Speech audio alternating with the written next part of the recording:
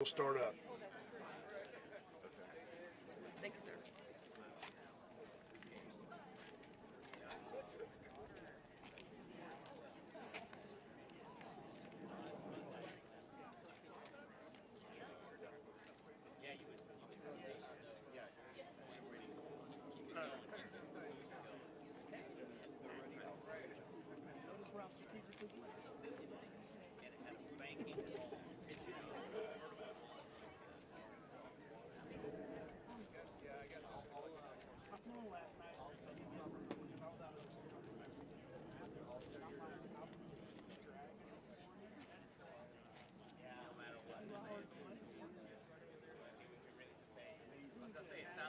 Seems like they would slow it down. I went to Seattle for a funeral. I was amazed at the 2-hour swing. It don't sound like much, but it does you in, doesn't it? like, man. I pocket dialed my son in Sacramento right now. Early this morning. How are you, sir? Good, how are you? I'm doing great. Nice to see you. Nice to see you.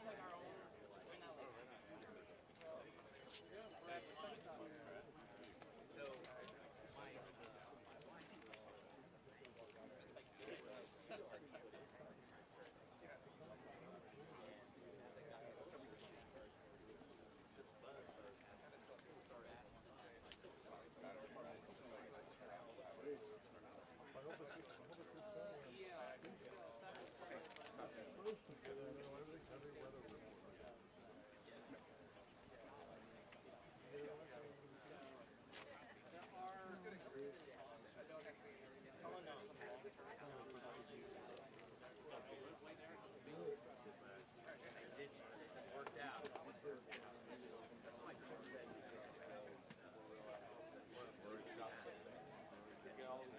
Oh yeah.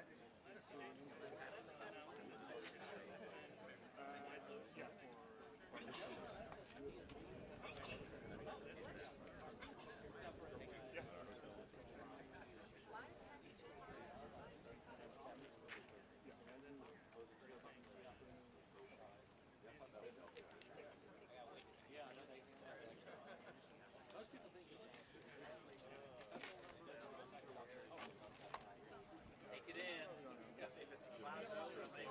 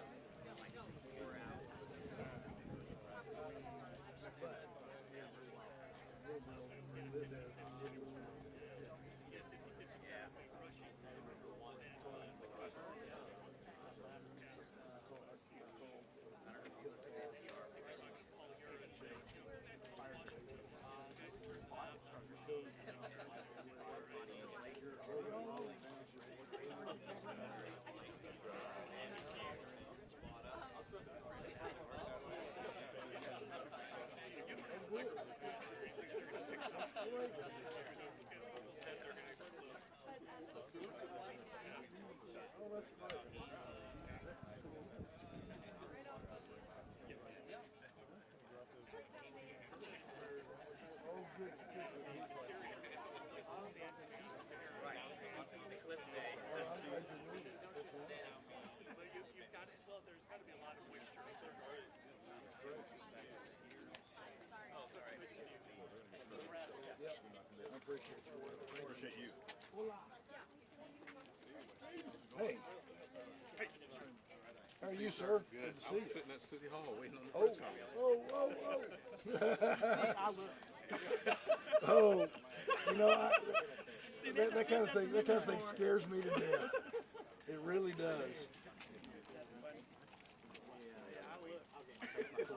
Come on up, guys. Might be in the shade. Did you figure out what the shade is? Yeah. I can't do it. I feel like I'm with my voice and my sinuses and everything. I feel like I ought to declare today National Allergy Day in Austin, Texas, or something.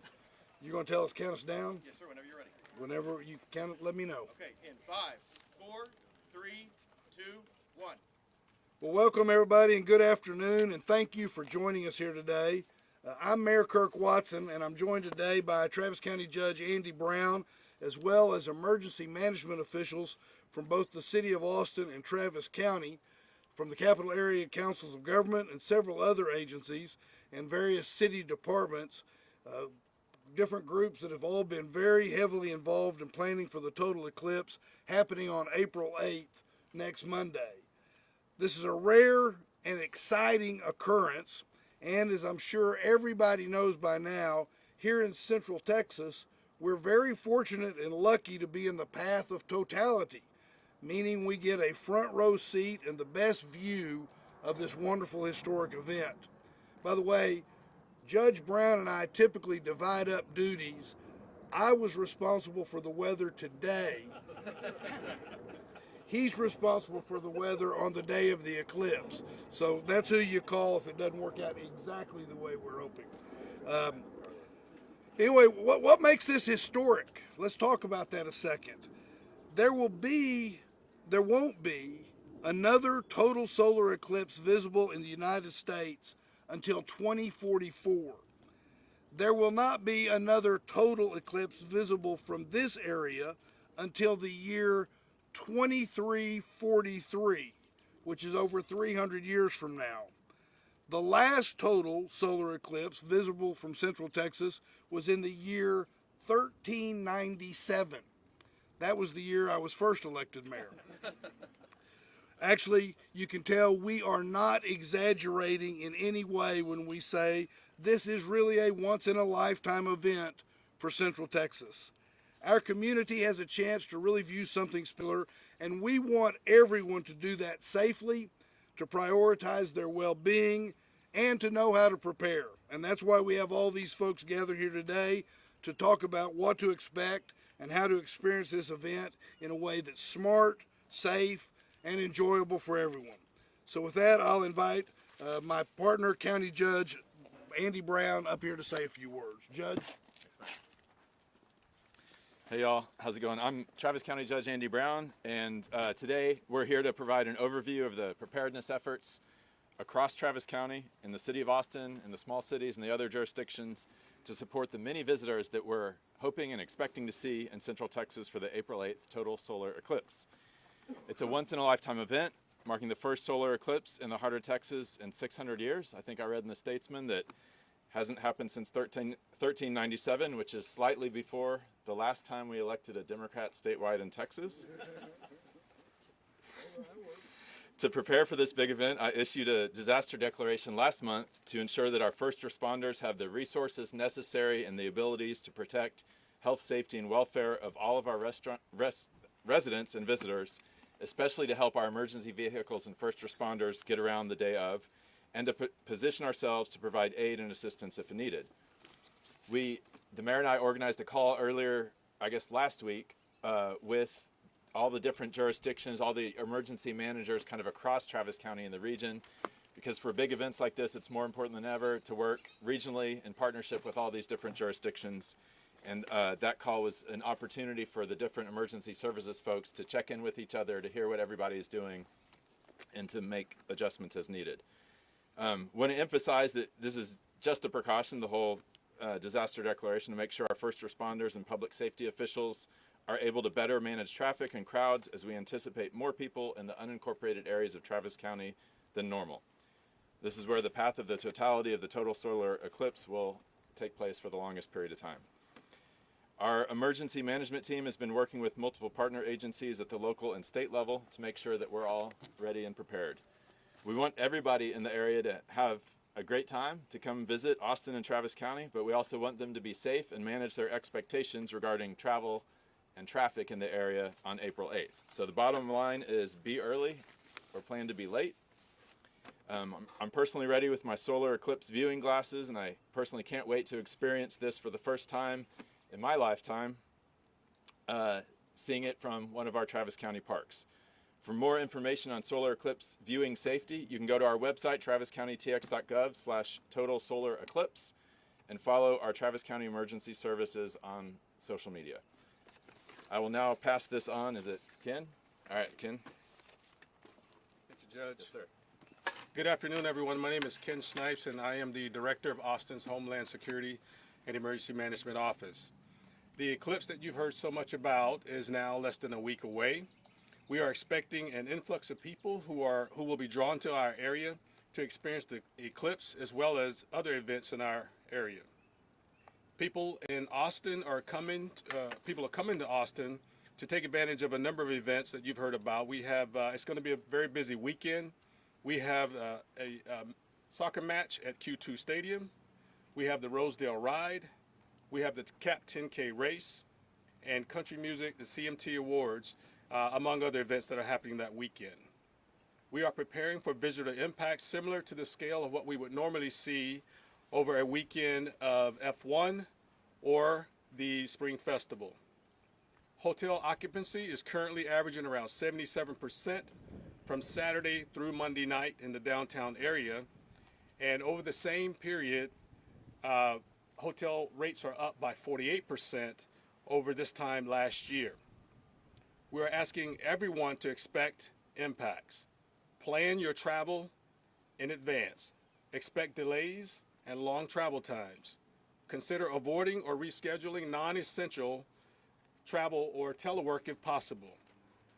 If you need to take care of routine activities like refueling or getting groceries, we ask that you do so in advance.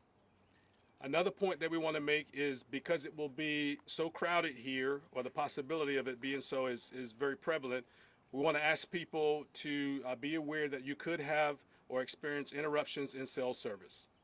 During major events like this, it is possible that cell carriers may be overloaded, so your cell service might be impacted.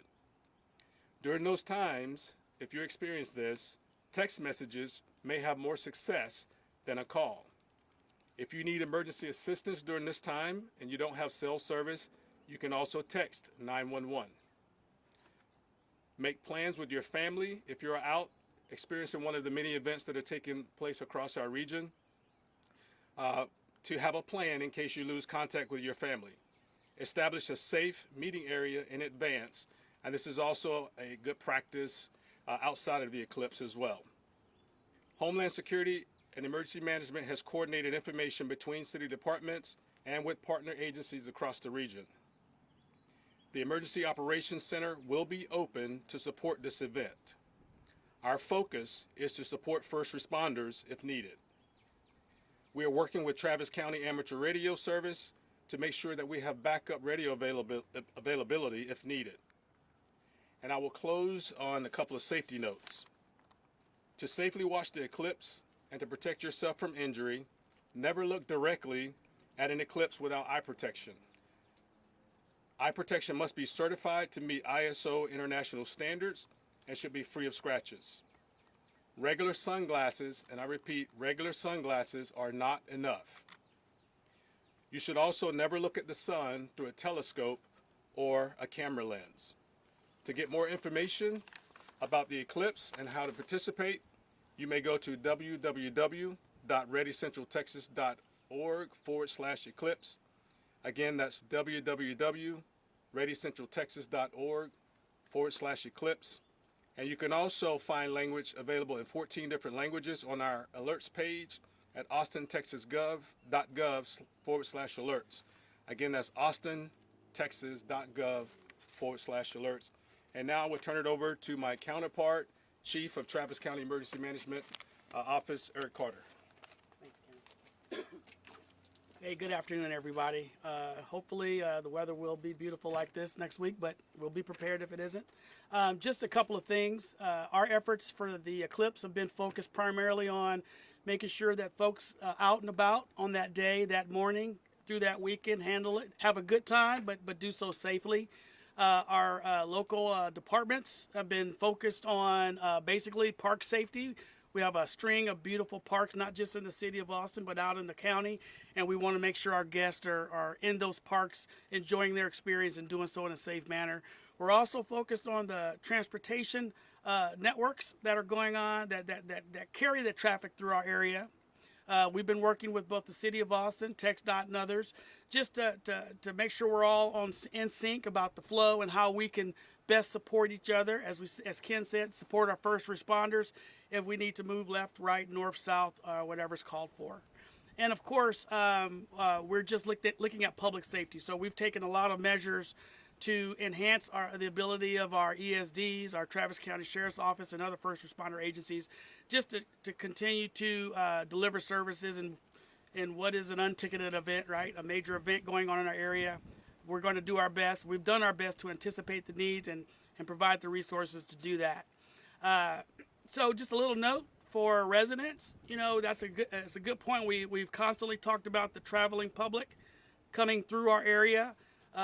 Can't state it enough. If you want to see the eclipse, you can walk out your front door, hopefully with glasses now, and look up. It's coming over most of the area of Travis County, so you don't necessarily need to travel. If you do want to gather with friends, family, then take the judge's note, right? Travel early or plan to be late. Can't predict what the traffic's going to be like. Key note, again, and Ken kind of hit you with it, services that are designed around population.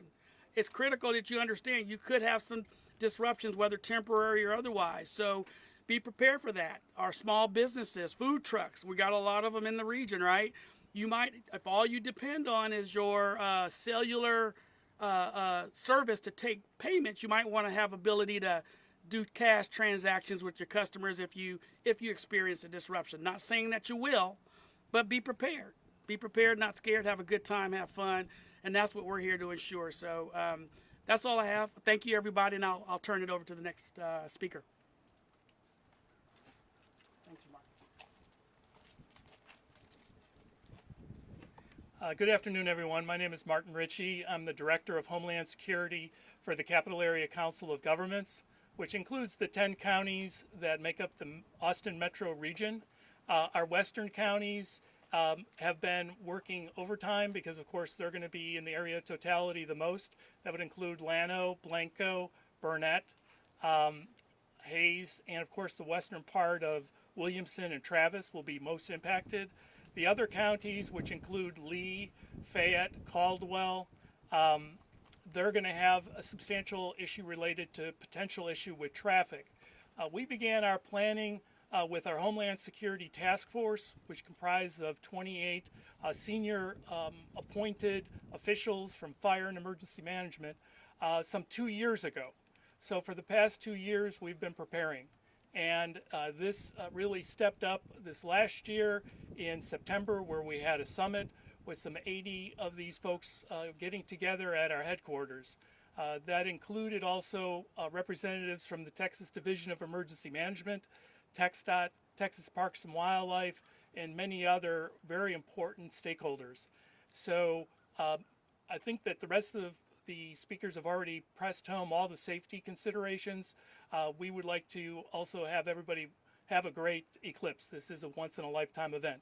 And I'm going to turn it over to my colleague at the National Weather Service, Paul Ura.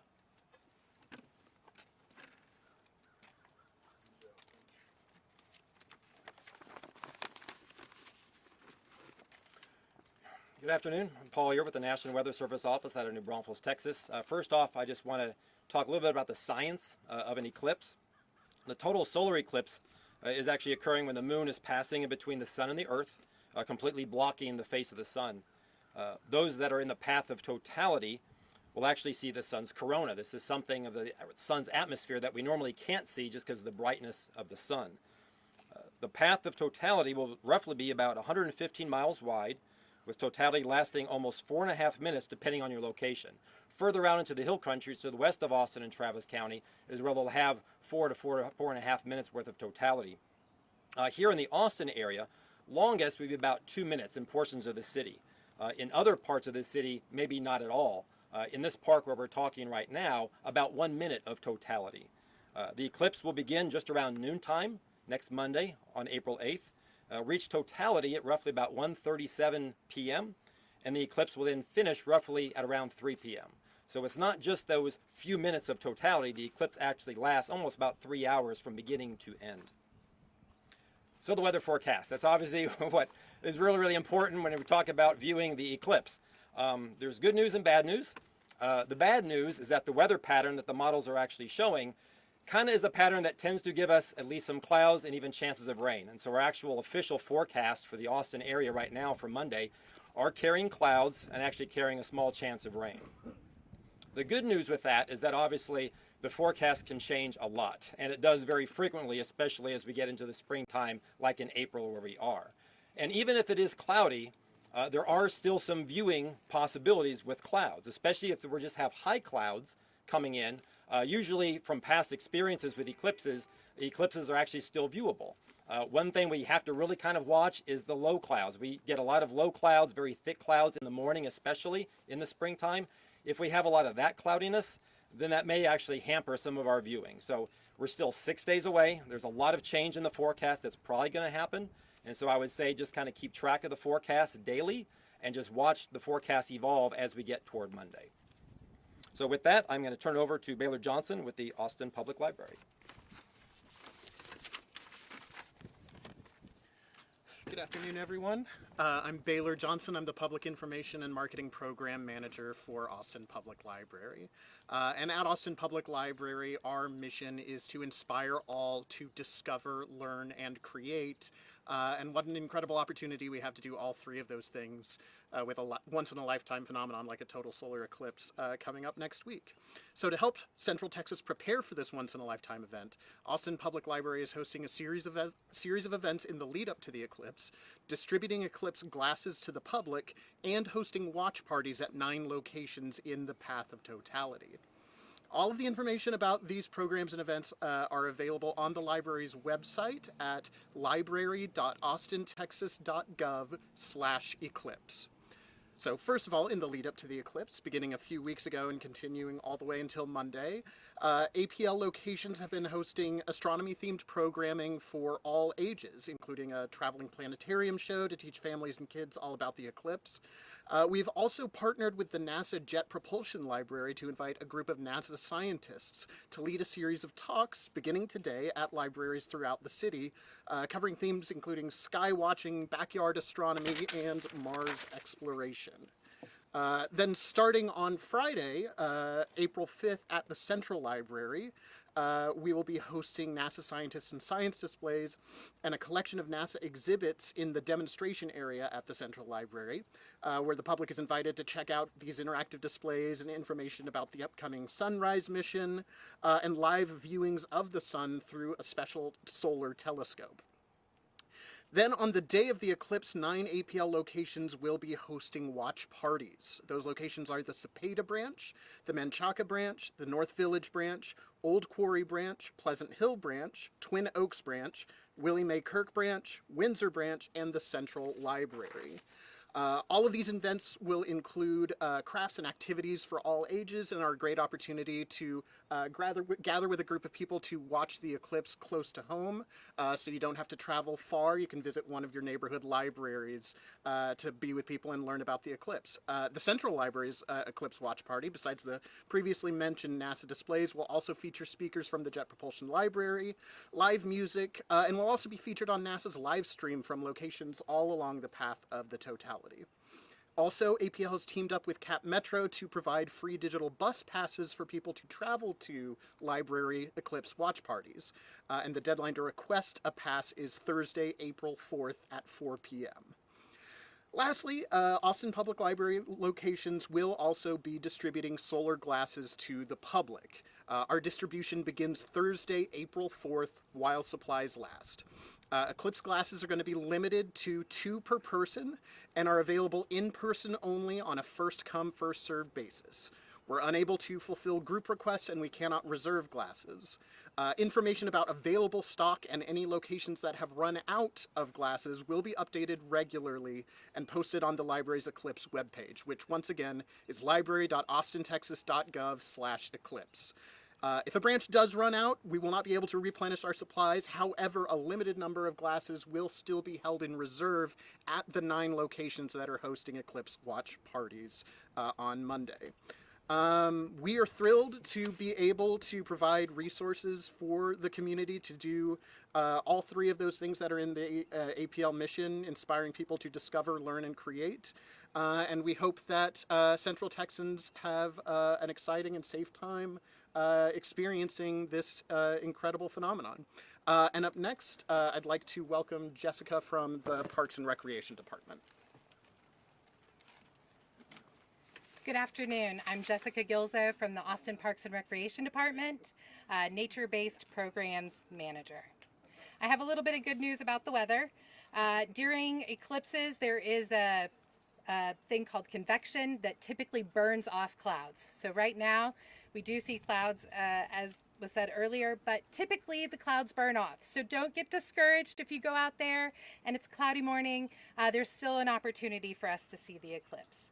And even if there are clouds, you will experience some things that are happening because of the eclipse, regardless of those clouds. Temperatures will drop 10 to 15 degrees, and it will get darker. So you can still have the experience. Yes, we're all hoping for sunny, beautiful blue skies like today, but it's still going to happen. All right, as you've heard before, we want you to stay in place. Do not travel if you don't have to. So if you have a good, safe place where you can view the southeastern sky at about 60 degrees above you, then you don't need to leave where you are on that day. If you are not able to be in a safe location, please consider a local park. Find a local park where you can go. We want to encourage you to ride your bike, take a walk, hop on a pogo stick, get over to one of those parks.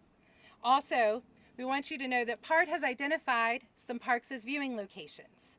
You can look on the Parks and Recreation Department's Eclipse webpage for more information about those locations.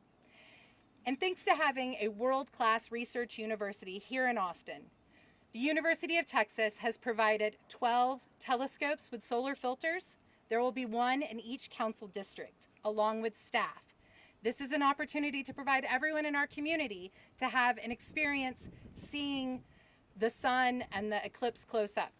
They've also provided help with eclipse glasses, and the Parks and Recreation Department also has some secondary viewing bookmarks that you guys can use and get at the Nature Center and at the recreation centers in advance and on the day of. I also want to say a special thanks to the Hill Country Alliance Night Sky Program Manager for providing specialized eclipse training to many of our staff members to provide them education on the eclipse that they can share with our community members, and showed them how to use the telescopes and the solar filters on the day of the eclipse. And we want you to just remember that when the eclipse is over, your learning doesn't have to be over. There are going to be additional programs that will be provided through the Parks and Recreation Department and other organizations that are here locally that want you to get education about what's happening in our night sky and our daytime sky. And we hope that you'll help keep our parks and our city clean. We are providing eclipse glasses recycling bins at all of the recreation centers, the senior centers, the cultural centers, and the Austin Nature and Science Center and the branch libraries. Those recycling bins, when you put your undamaged eclipse glasses, they will become part of the Astronomers Without Borders program, and they will be reused by communities who have less resources at the next eclipse. Because although eclipse coming here in our town is rare, it happens about every year and a half. There's an eclipse somewhere. And not all the communities have the same resources that we have, so we're going to share the resources that we have and make it a more sustainable experience. Also, as the libraries mentioned, the Parks and Recreation Department at the Austin Nature and Science Center is having members from the NASA's Jet Propulsion Lab providing programming, providing speakers on different topics, including eclipses on other planets. And there will be a scale model of the Mars rover that will be roaming the grounds of the Austin Nature and Science Center on Saturday and Sunday. So come out and visit us there and also maybe get a chance to go into our planetarium. And the last thing is, they mentioned that we're going to have cell service issues. So I'm going to give you this tip that we would love to hear about your Eclipse experience. So you can use hashtag TotalEclipseATX, and we will be collecting those comments, or you can send your photos and information to totaleclipse@austintexas.gov, and we'll take those comments and photos and we'll put them together for a time capsule that we'll put into place next year in April. But don't send those during the eclipse. You don't need to send your video. You don't need to upload to social media. Take a moment. This is a once-in-a-lifetime opportunity to see something that you would not get to see otherwise without traveling. So the next total eclipse that's happening is in 2026. It's going to touch the top of Spain.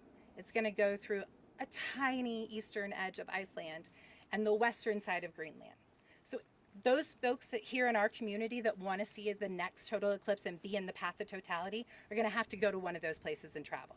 And we need to remember that we're lucky here that almost everyone in this city, no matter where they are, no matter what their resources are going to have an opportunity to experience this phenomenal wonder of nature. So go outside, even if it's cloudy, take a chance to go and see this. And if you can't see the sun, experience what it feels like.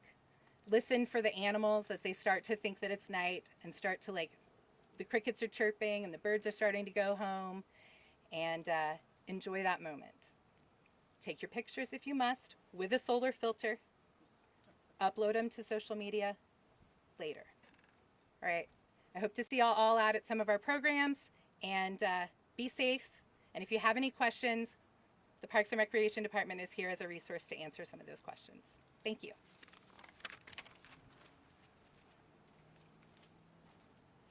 Good afternoon. I'm Brad Wheelis with the Texas Department of Transportation. I am here to repeat everything you just heard. So how lucky are we to experience such a rare event here in the Austin area?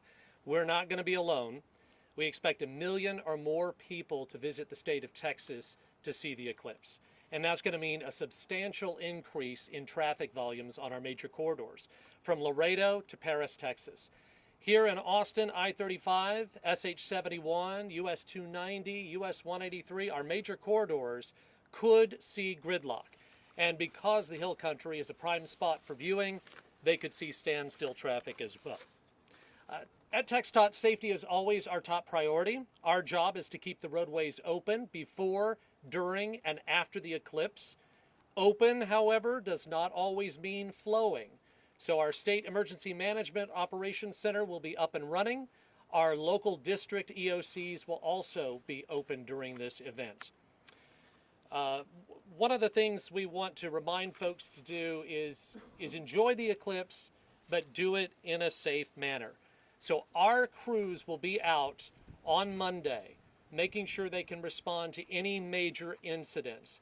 Emphasis on the path of totality. So things they'll be looking for is stalled vehicles in the lanes of traffic, also traffic signal issues that we may experience. Some guidelines for drivers. Be prepared to spend some time in traffic because you will. Do not stop on the roadway to view the eclipse. Do not park on the shoulder, and stay off the right-of-way to avoid damaging our beautiful wildflowers or sparking a wildfire. Drive with your headlights on. Make sure that other drivers see you, and look out for pedestrians who may be preoccupied with eclipse activities. Keep your eyes on the road and not the eclipse. And I can't believe I've got to say this, but do not drive with your eclipse glasses on. It is dangerous and you can't see anything anyway. So that's our big advice. Finally, to help prevent gridlock, arrive early, stay put, and leave late. Now I want to introduce Sam Haynes with Austin Bergstrom International Airport. Good afternoon, everyone. I'm Sam Haynes with Austin Bergstrom International Airport. Austin Bergstrom is ready to welcome travelers visiting our region for the eclipse. And now we've spent a lot of time talking about April 8th, the day of the eclipse, but I want to chat a little bit about April 9th. This is when all of the visitors that are coming to our region into Central Texas to see the eclipse will be returning home, and many of them will be using our airport. We're expecting that day to exceed levels that we would typically see during this time of year. And in fact, our rental car operators have let us know that they are 100% fully booked for available rental cars on April 8th. On April 9th, they are fully booked for reservations, exceeding that of their 100% inventory. So many travelers are taking this opportunity to rent vehicles in other parts of the country. They are driving down to Austin, and then on April 9th are returning those rental vehicles to fly home. So if you are flying out the day after the eclipse, it's imperative that you arrive early, give yourself plenty of time, and plan ahead, especially if you need to return a rental vehicle, if you need to check your luggage, or complete any other activities prior to joining the TSA security line. We typically advise travelers to arrive to the terminal at least 2.5 hours prior to boarding for domestic flights and at least 3 hours early for international flights. But if you are returning a rental car or you need extra time, please give yourself plenty of time to safely and comfortably make it through all of the necessary activities before you make it to your gate. Additionally, the Federal Aviation Administration, which oversees the national airspace system and oversees our local airport air traffic control tower, has shared that pilots, flight crew, and passengers for both commercial aviation and general aviation, which are private aircraft, should expect delays at about 50 airports across the country. This does include Austin Bergstrom International Airport. Travelers should keep an eye on their flight status and connect directly with their airline for any flight questions or concerns. Our Austin Bergstrom Department of Aviation teams have been coordinating with our partners across the airport, and we stand ready to welcome travelers to our community. We're proactively activating our Department Operations Center, and our AUS event response teams will ensure that we have welcoming, friendly faces, all hands on deck in the terminal to support our customers as they travel through our facility. In conclusion, travelers can visit flyaustin.com for comprehensive tips, tricks, and airport maps. And with that, I'd like to reintroduce Mayor Watson to close us out. Well, as you can tell, there's a lot of energy and work that's gone into having us prepared. I want to say thank you to everybody that's here. All the members of the media that are going to be getting information out there, because frankly we can't get it out there without you, and we want everybody to have a wonderful opportunity here and do it in a way that's safe. With that said, unless Judge Brown has something else to say, I'll open it up and see if anybody's got any questions. We have experts here that did not speak, believe it or not, and but you can ask them questions too, and we can make sure that we have answers for you. Judge, you want to say anything else until we get questions? Open for questions. Thank you. Anybody got questions? When you all say arrive early and leave late, what time frame are we talking here? Well, common sense plays a role in that, right? The number one message everybody ought to have is that we're expecting a whole lot of people, and so if you're going to a park, which we encourage, we hope people do, as you can tell, both at the county and at the city, people are, we're wanting people to come out and enjoy this. That's a part of the neat thing that's happening in Austin and Travis County. But know that you're not the only one that had the idea. In fact, we're encouraging everybody to have the idea. But what that may mean is if you wanted to be there, at a certain point in time, you might want to try to get there an hour earlier. And let me ask, has anybody's got anything more specific than that? Yes, you want. Can I make a suggestion? Please, come on. That's why you're here. All right. Save the mayor. All right. I'd like to make a suggestion that park staff is going to be in place at 11 a.m. Between 11 a.m. and 12 p.m. with those telescopes, because it does start right around 12 p.m. So you want to get there before that. Yes, the totality part, which everybody is really excited for, doesn't happen until a little bit after 1. But you want to get in place and you want to stay there. The good thing is that eclipses only happen on new moons, which means we won't have a moon in the night sky. So if you want to take your picnic or you want to take something and stay there, you should have some good star watching ability in those parks afterwards.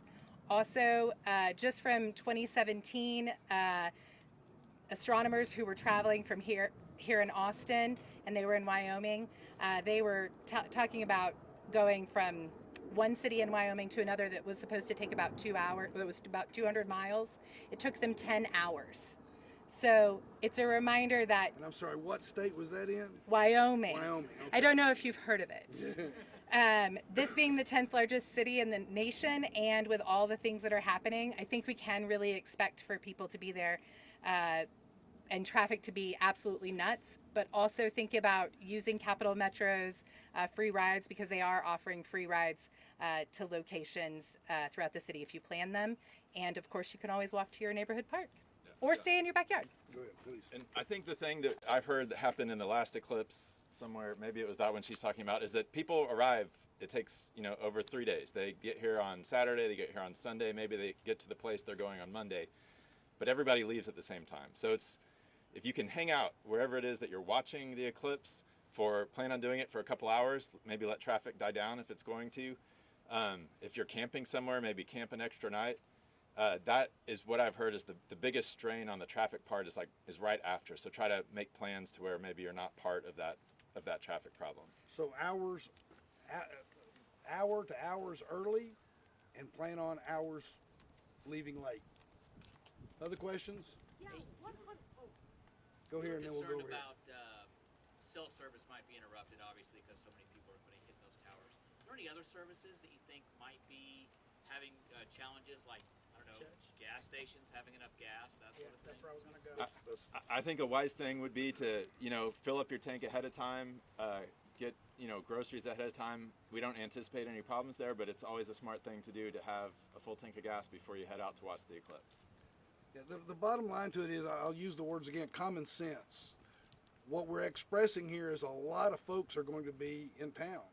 And that means a lot of cars will be in town. They'll be using gas, those kinds of things. So just prepare in advance.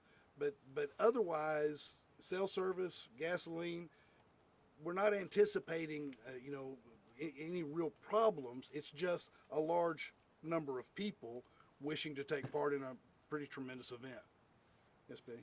I know there are a lot of people, especially the people renting the cars and stuff, they're eclipse chasers, watchers.